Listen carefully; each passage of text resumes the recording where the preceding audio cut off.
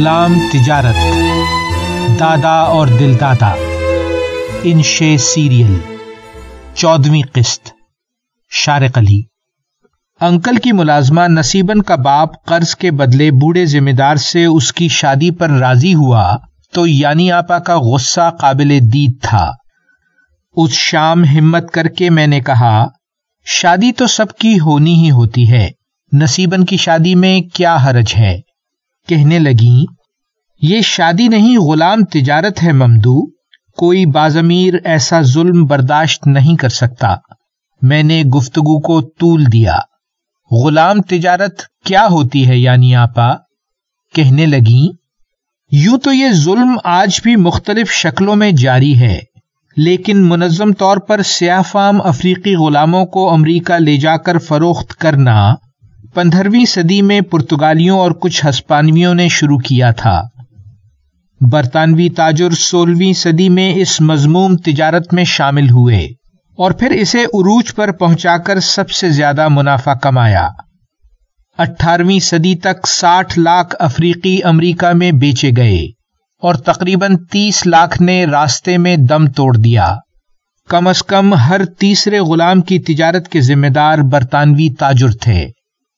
وہ برطانیہ سے اسلحہ اور برانڈی جہازوں پر لادتے اور افریقی ملکوں جیسے انگولا اور کانگو وغیرہ میں مقامی حکمرانوں اور تاجروں کو بیچ کر ان کے سیاسی مخالفین، قیدی اور بعض اوقات گاؤں اور دیہاتوں سے سیاہ فام معصوموں کو قید کر کے غلام بنا لیتے، پھر انہیں سینکڑوں میل پیدل چلا کر بندرگاہوں کی ان جیلوں تک لاتے جنہیں وہ فیکٹریاں کہتے تھے، پھر ان بے گناہ لوگوں کو بھیڑ بکریوں کی طرح 4 مربع فٹ کے پنجروں میں جانوروں سے بھی بدتر حالت میں امریکہ لے جایا جاتا۔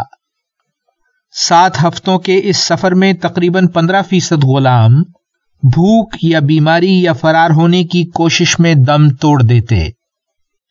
امریکہ میں وہ ان غلاموں کو شراب اور شکر کے عوض فروخت کرتے اور یہ مال برطانیہ لا کر خوب دولت کماتے۔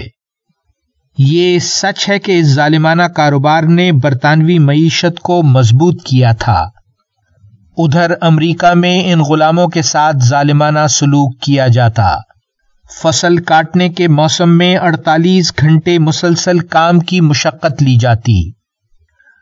بالآخر کچھ مفرور اور باغی غلاموں نے انگلستان میں افریقہ کے بیٹے نامی تنظیم بنائی اور اس ظلم کے خلاف خطوط لکھنے کی مہم چلا کر انسانی ضمیر کو جھنجھوڑا۔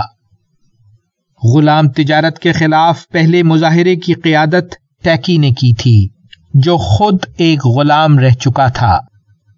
عوامی رائے ہموار ہونا شروع ہوئی تو 1787 میں ایک کمیٹی قائم کی گئی۔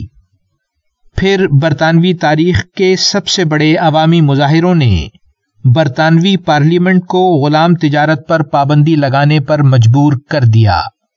پھر امریکہ میں بھی اس کاروبار پر پابندی لگی اور یوں 450 سال تک جاری رہنے والا یہ گھناؤنا کاروبار ختم ہوا۔ جاری ہے ویلیو ورسٹی۔